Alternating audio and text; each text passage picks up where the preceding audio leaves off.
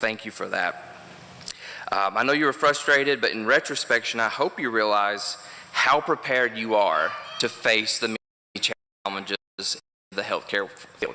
Better than any other class before you, you are prepared to face those challenges.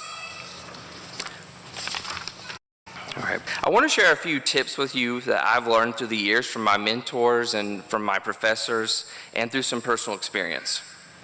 The first thing I would like to share with you is continue to hone your communication skills. It is so important right now that you know how to write and communicate effectively with your patients. A lot of that goes back to so much misinformation being shared, whether that's on social media, in our friend groups. You're the professional now. So all these people behind you will be looking to you for the correct information. No pressure. I'm sure you can do it. All right? But as you communicate, I hope that you do so from a place of compassion. You need to, as a compassionate communicator, seek to understand before you are understood. And that's hard. In this society, it is very hard. We want to get our points across. But as a healthcare professional, you have to understand what your patients truly need. And these past years have been challenging for everybody. We all are emotionally drained. I know you are.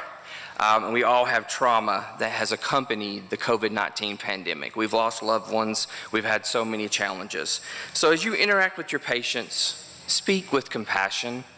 Remember what they've gone through. Build your network. If you don't have a LinkedIn page, I implore you to get one. It's a great way for you to highlight your accomplishments and skill sets that you've been working on at Southwest or Virginia Highlands. It's very, very important. And as you grow that network, don't forget to give back to your schools, your mentors, and also your profession. Remember, mentorship is reciprocal. So what can you do for your mentors? One thing I recommend is when you get a little experience, be a clinical instructor. We always need clinical instructors, and we think because you're the best, we want you to come back and do that for us. All right. It's okay to seek out mentors. You don't have to wait for people to come looking for you. If you see someone doing great work, go tell them they're an all-star. Tell them you want to learn from them. They don't have to be a radiology technologist. That may not be where you end up in 20 years. You might be leading a hospital. So you want those skill sets. You also want to replicate some of what your mentors taught you in terms of the good attributes, like being compassionate like Professor Korns. But we also want you to stand out and have your own characteristics because we want to see what you can do. We already know what Professor Korns can do. Don't be afraid to ask questions. There are no wrong questions and there are no stupid answers. I'll tell you that there's a few people out there, they think they know everything. We've met them. They're in your family, right? Sometimes. And they think they have the answer to every problem in the world. My father-in-law will say, let me tell you. And I know it's going to be a good story. But the truth is, we don't know everything. We can't see in the future. We're not omniscient. So it's okay to not know. All right? Our healthcare industry requires the knowledge of many different people. Right? And from many different facets of patient care. So it's okay if you don't know. And I encourage you to admit that you don't know. Tell your patient, I don't know, but I'll find out for you. I'll get back with you. That's the right thing to do.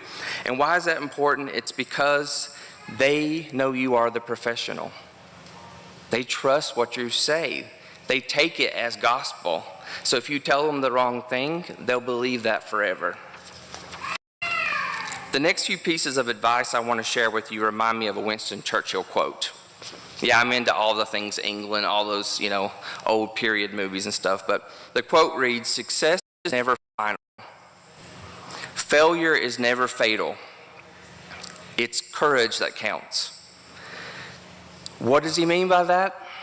He means that your accomplishment today is awesome, and we are so proud of the great work that you've done. We are here to celebrate that.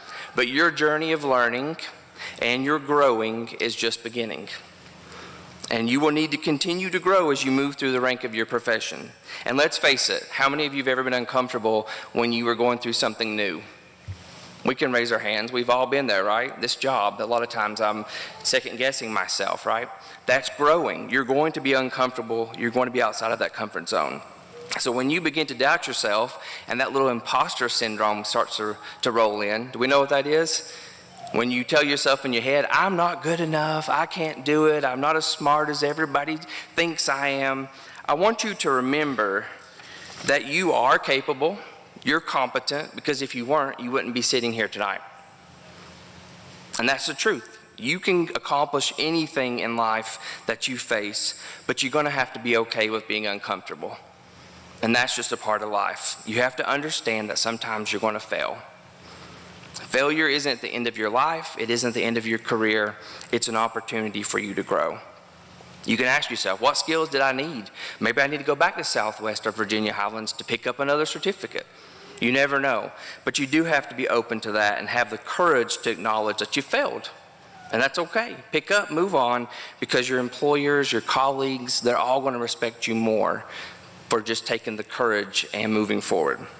So you may have gathered from the Churchill quote that I'm encouraging you to continue to learn. Be a lifelong learner. We are so blessed to be in this period of time where everything that we really need to know is at our fingertips. I remember being a kid and having to go to the encyclopedia to write a paper. Have you done that? You know, if you have, people in the audience, you know what I mean. You all are so blessed. So please take advantage of that opportunity. I implore you to create your own professional development plan if your work doesn't have one. What skills do you need? What do you need to learn? Where can you learn it? Make that plan, set those goals. Basically, invest in yourself. Because that's the best investment that you can do, is to educate yourself further. A few more things, and I'll shut up for tonight, but be an empathetic healthcare professional. You will provide patient care for so many people, and they probably won't remember your name, but they're going to remember one thing. And what is that? Can you all tell me, graduates? How you made them feel. Exactly. It's always going to be about how you made them feel. Because they come to you in the darkest moments of their lives usually. They're scared. They want their questions answered. So how you treat them will determine how you make them feel. So please make them feel loved and cared for and important when they come to you. And I'll close with one hope for all of you. And I think this is important of all. I hope that you'll make time for yourself, for your faith, for your family, all the things that you appreciate throughout your career. And you look at me like, what are you talking about? But you will get in those moments when you haven't made time for those things. And I pray that you do, because life, as you know, is a marathon. You're going to have a long journey, and you just want to make sure that you fill those times with things that bring you joy. All right? Congratulations again on your accomplishments. We're so proud of you. Please come back and visit.